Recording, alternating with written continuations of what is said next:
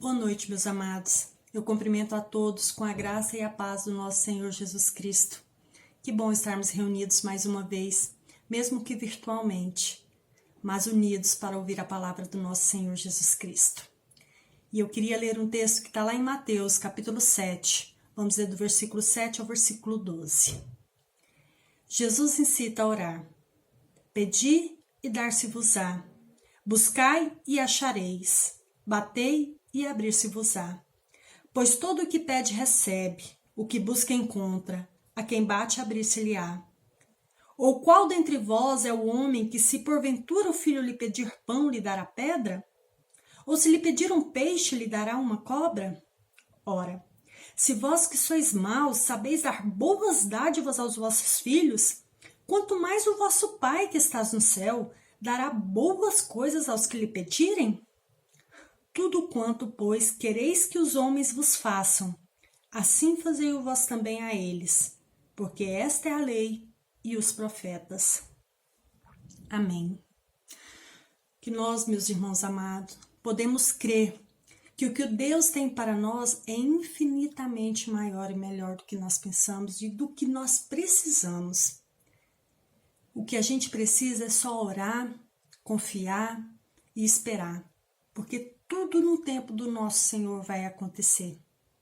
Como já diz a palavra lá em Salmo, capítulo 34, versículo 8, bem-aventurado o homem que nele confia.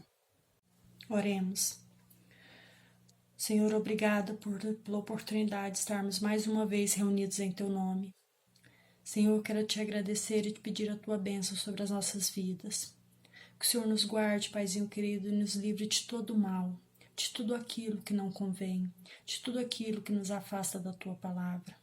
Senhor, obrigada por ser este Deus fiel. Obrigada, Paizinho querido, por estar sempre conosco nas dificuldades.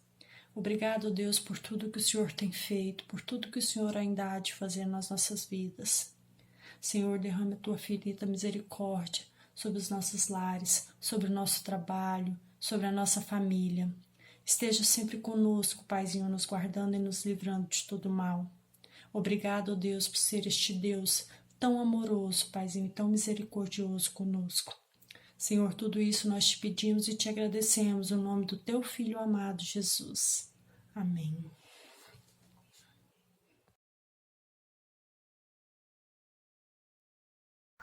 Graça e paz, irmãos. Amém?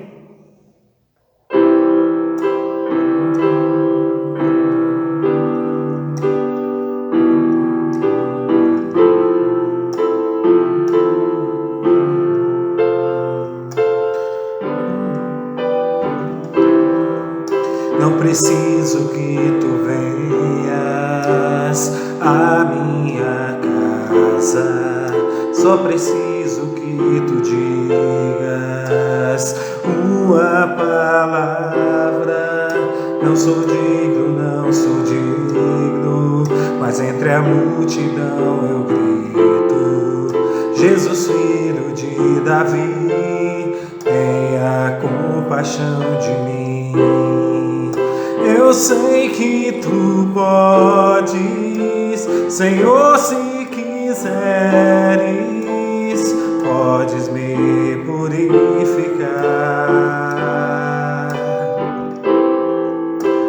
Eu sei que tu podes, Senhor, se quiseres, podes me purificar. Me cura, Senhor, manifesta em mim as tuas obras. Vem, Jesus, te peço agora, me cura, Senhor, eu creio, me cura, Senhor.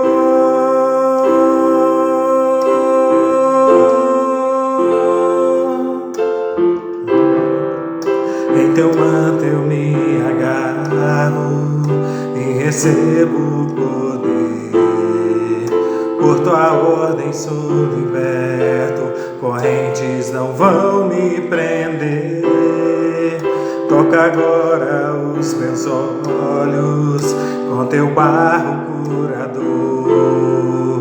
Chama agora o meu nome, me levanta, Senhor.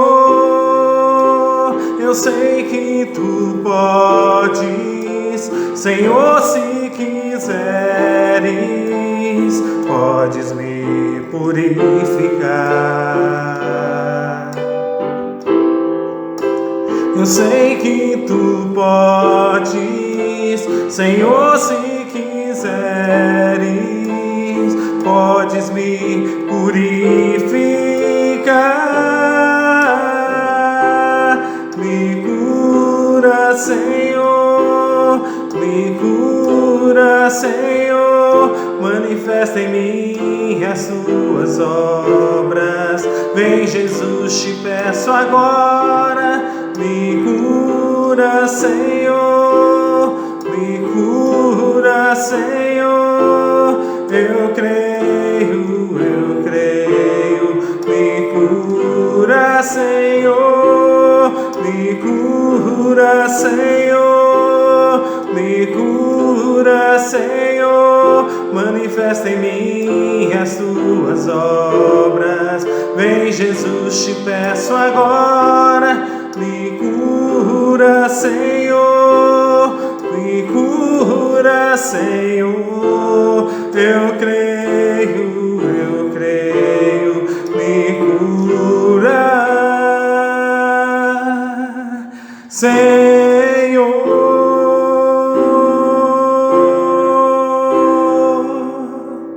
Amém? Deus é digno de toda honra, toda glória. E toda a nossa confiança deve ser depositada em Cristo. Amém.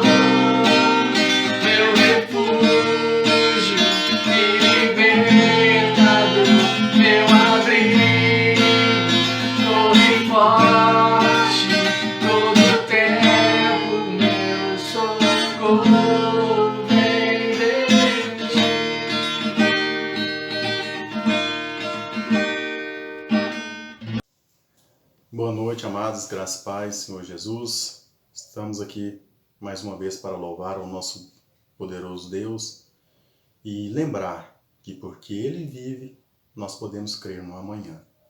Amém?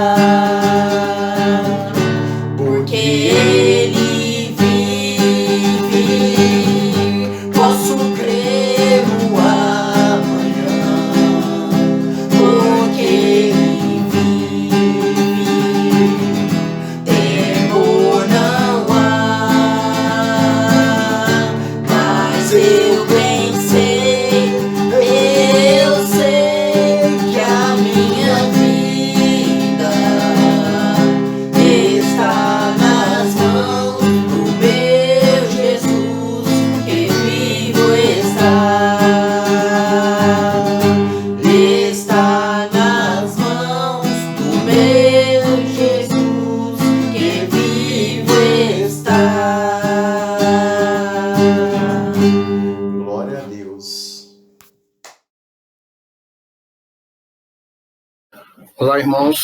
É um prazer muito grande a gente estarmos aqui hoje para trazermos uma palavra para a igreja. E o texto que nós escolhemos, ele está na carta de Paulo à igreja de Filipos, em Filipenses, capítulo 2, do versículo 1 ao 5. Só que nós não vamos ler o texto imediatamente. Vamos tentar entender um pouquinho o que acontece em relação à igreja de Filipos e que motiva, evidentemente, Paulo ter escrito essa carta. Bom, uma das coisas interessantes nós começarmos a pensar sobre essa carta de Paulo aos Filipenses é a maneira como essa igreja foi fundada, a maneira como essa igreja surgiu. Paulo está na sua segunda viagem missionária e como normalmente todos nós, eu, você ou qualquer pessoa, quando vai fazer uma viagem, tem todo um planejamento, e esse planejamento, então, ocorre no sentido de Paulo ir até a Ásia Menor, e da Ásia Menor ele tentar alcançar algumas igrejas mais ao norte. Só que à medida que Paulo chega até essa região, ele é impedido por vários motivos. O livro de Atos não nos revela quais são os impedimentos, mas fala que ele foi impedido. Ele não pôde prosseguir. E aí, um dia à noite, ele tem um sonho e aparece para ele o jovem macedônio dizendo: passa a Macedônia e ajuda-nos. E Paulo, então, se dirige para Filipos, que era, vamos dizer assim, a porta de entrada da Europa. A igreja de Filipos, ela nasce desta maneira, direcionado por Deus. O trabalho em Filipos nasce diretamente direcionado por Deus. E essa igreja, então, Paulo chegando lá, Paulo começa a pregar e à medida que ele prega, acontece o caso da jovem possessa, que aparentemente faz uma declaração verdadeira, mas com um outro intuito, e Paulo, então, a liberta daquele demônio que a fazia dar lucro para aquelas pessoas que a tinham como escrava. Devido a isso, Paulo acaba na prisão. Na prisão, então, ocorre à noite o terremoto. Paulo e Silas estão cantando e vem um terremoto e abala toda a estrutura e ele é liberto. E nesse contexto, o carcereiro é salvo. Paulo sai da prisão e vai procurar um lugar para orar e encontra um grupo de mulheres à beira de um rio. E ele então se apresenta e acaba vendo ali uma conversão de Lídia e toda a sua família. É muito interessante quando nós observamos algumas características, porque a igreja de Filipos, ela nasce com a família de Lídia, a família do carcereiro e essa jovem. Porque são as 3 pessoas citadas no livro de Atos que se convertem nessa cidade. Agora, vamos pensar um pouquinho. Lídia era de Tiatira, que fica na Ásia. A menina era grega. E o carcereiro era romano. Multiplicidade de povos. É interessante que havia uma multiplicidade religiosa também, porque a menina, ela professava uma religião mística, voltada para demônios e tudo mais. O carcereiro, o deus dele era o imperador, como era normal dentro dos romanos essa característica. E Lídia era prosélita. Então há uma diversidade religiosa também aqui. Há uma diversidade de experiências. A conversão da menina é um processo de libertação. A conversão do carcereiro, ela acontece dentro de uma tragédia, um terremoto. E a conversão de Lídia, ela é mais serena, ela é mais tranquila.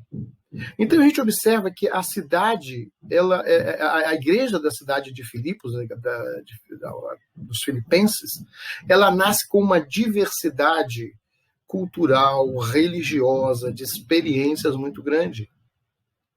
Mas ela tinha também uma diversidade muito grande no aspecto econômico, porque Lídia era uma empresária, a menina era uma escrava, e o carcereiro, ele era um cidadão romano, então provavelmente da classe média. Então a gente observa aqui todas as classes.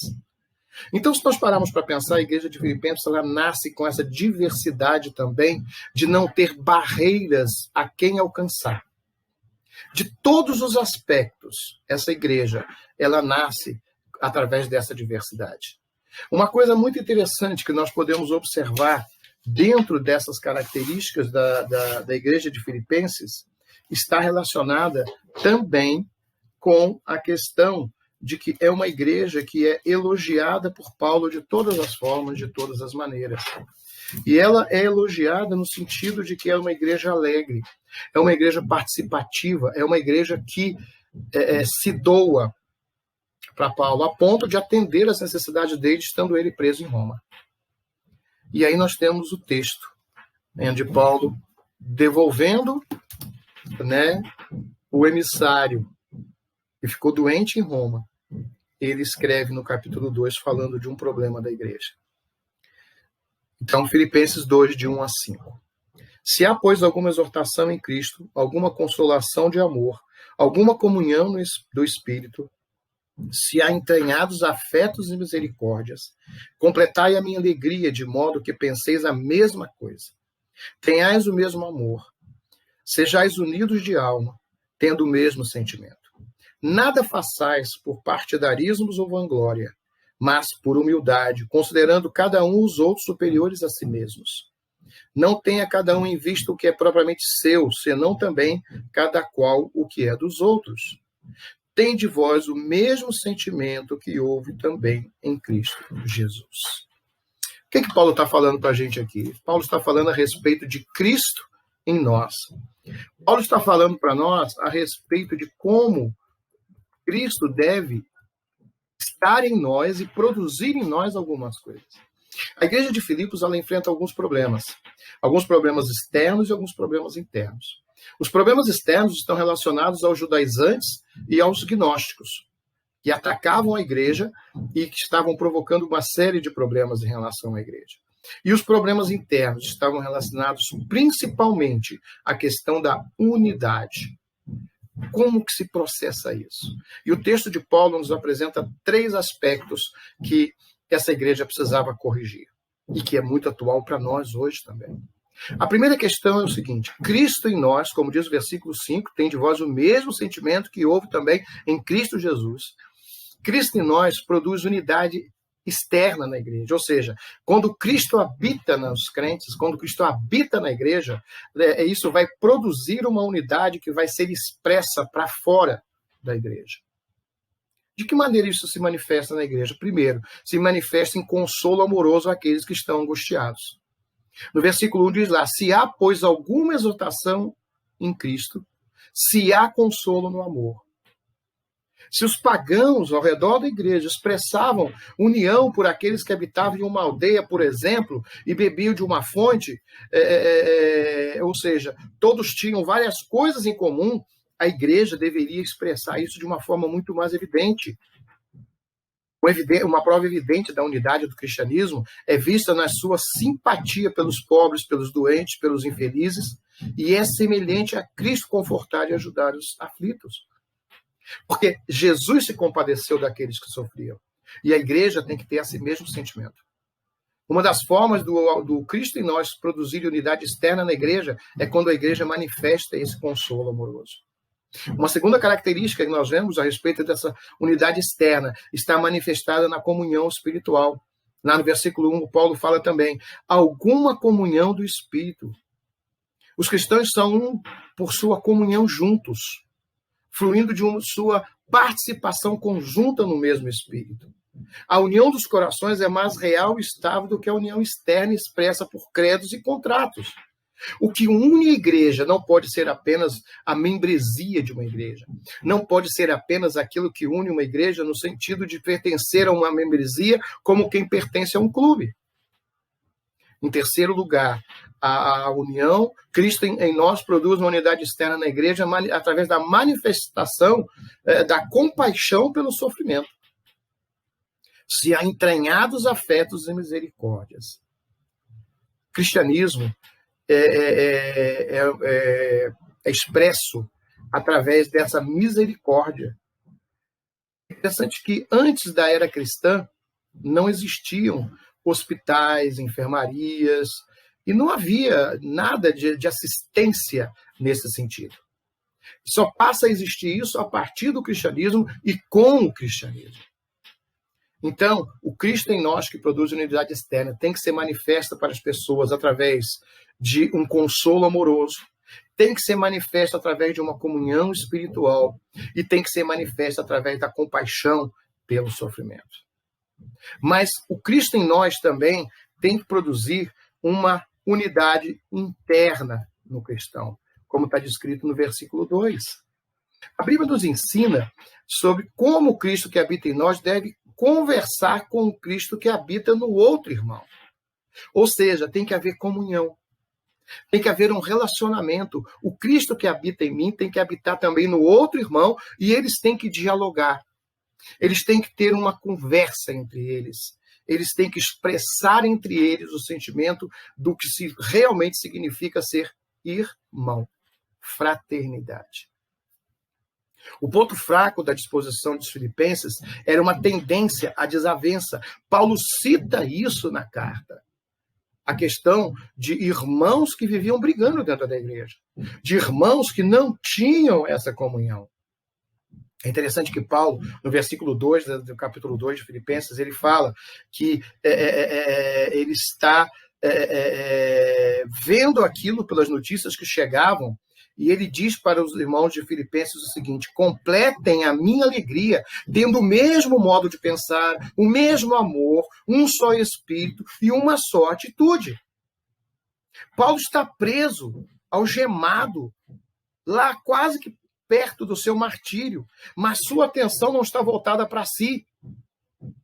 Havia uma alegria no coração do apóstolo e ele queria transmitir essa alegria para os irmãos e queria edificar os irmãos. Ou seja, o Cristo que habitava em Paulo estava buscando conversar com o Cristo que habitava nos irmãos que moravam em Filipenses, lá em Filipos.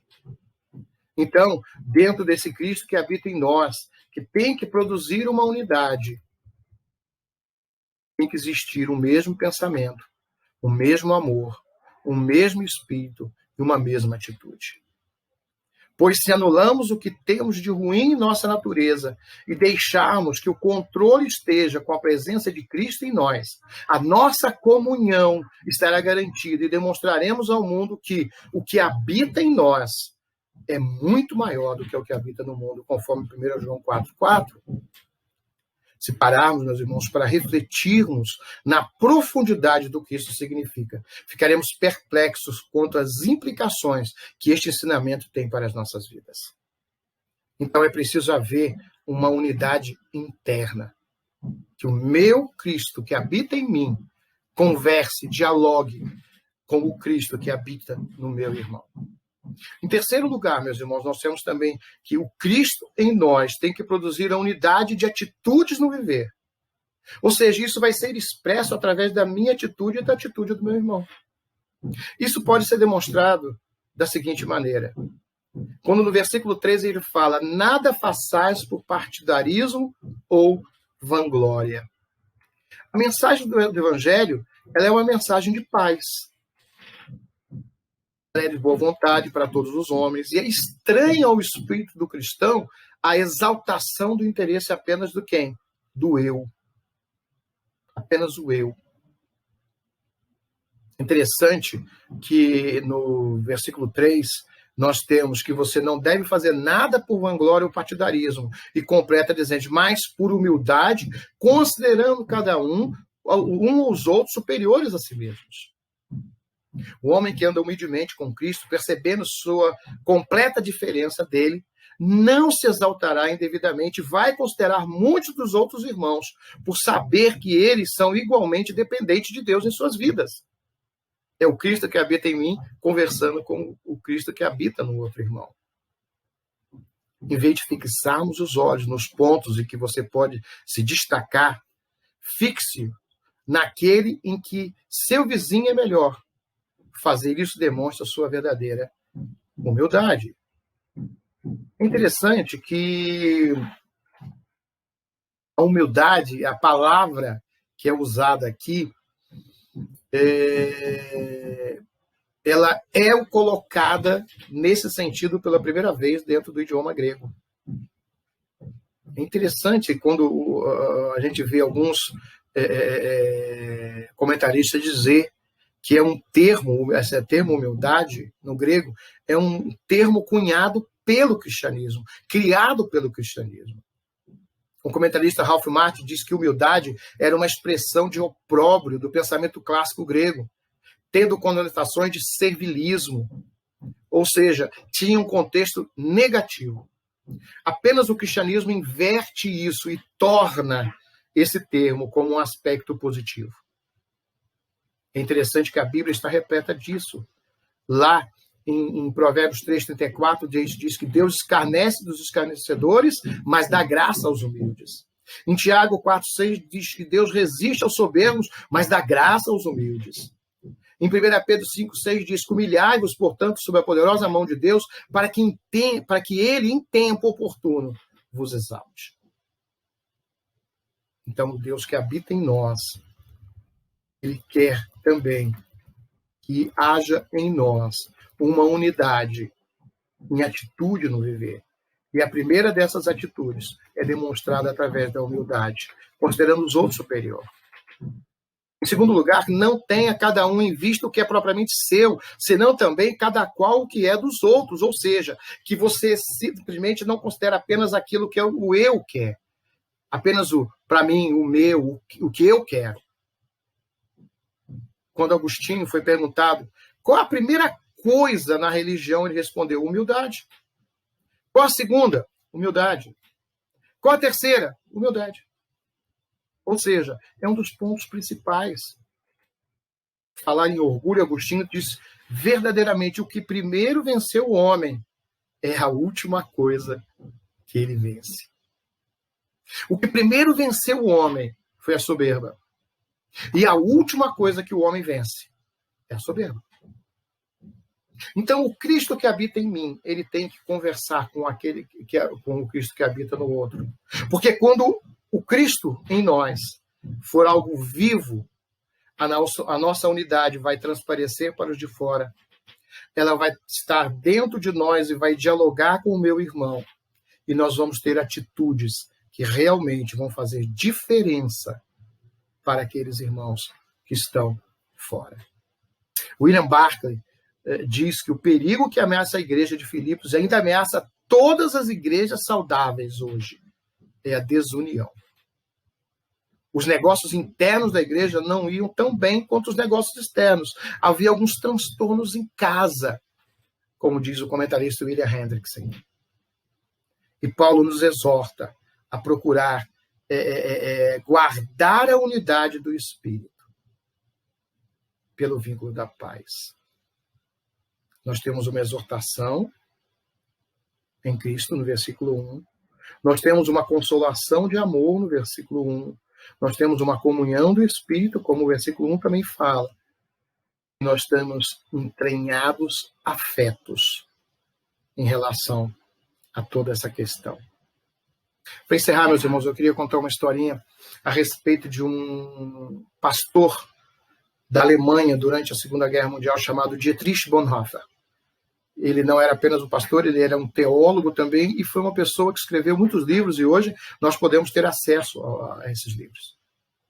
Esse pastor foi uma das poucas vozes durante a Segunda Guerra Mundial que se levantou contra o nazismo e teve uma postura firme de não concordar com o que estava acontecendo. Até que a situação dele na Alemanha ficou insustentável e ele resolveu sair da Alemanha e foi para os Estados Unidos. Conseguiu sair e foi para os Estados Unidos. Só que quando ele chegou nos Estados Unidos, ele parou e pensou, peraí, mas eu estou aqui e os meus irmãos estão sofrendo lá. O Cristo que habitava nele estava conversando com o Cristo que habitava naqueles irmãos que estavam na Alemanha. E ele toma uma atitude, então, de voltar para a Alemanha e continuar o trabalho de pastorear aquelas pessoas lá. Só que quando ele volta para a Alemanha, ele é preso pelos nazistas. E ele acaba morto pelos nazistas, enforcado, meses, muito pouco tempo, antes da Segunda Guerra Mundial acabar. Às vezes, o Cristo que habita em nós vai conversar com o Cristo que habita no outro irmão. Isso implica também, muitas vezes, numa participação efetiva daquilo que é o sofrimento do outro. E podemos trazer para nós também esse sofrimento. Mas esse é o sentido de rebanho. Mas esse é o sentido de estar vivendo segundo aquilo que Cristo quer que nós vivamos. Que nós possamos, meus irmãos, na nossa carreira cristã, ter em mente que o Cristo que habita em nós deve ser aquele que também está conversando com o Cristo que habita no meu irmão. Vamos orar? Pai, eu quero colocar na tua presença os irmãos que estão assistindo esse vídeo agora e outros que poderão vir assistir. Que o teu Santo Espírito possa tocar no coração de cada um deles. E eles possam, Pai, estar vivendo segundo a tua vontade. Que eles possam, Pai, ter internalizado neles os teus ensinos, a tua presença. E que esse Cristo que habite em cada um de nós possa conversar, dialogar com o Cristo que habita nos demais irmãos. Abençoa-nos, Pai, eu te peço. Em nome de Jesus. Amém.